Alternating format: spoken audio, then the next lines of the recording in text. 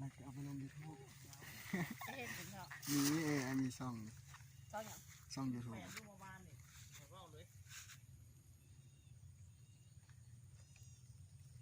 ซื้อซ่องอะไรซื้ออย่างหรอ ชื่อบิ๊กคนสร้างฝัน เขาเบิ่งไหม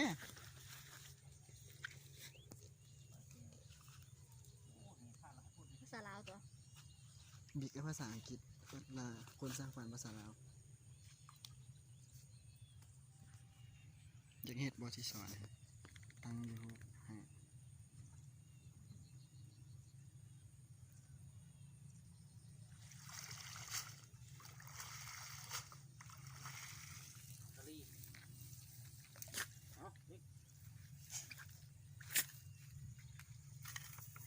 มาไปขิงดูดิไม่ขิงนะ ตัวน้อย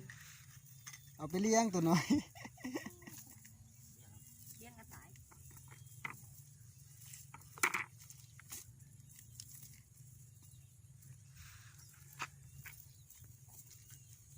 เจ้าบ้วนบ้วนบ้วน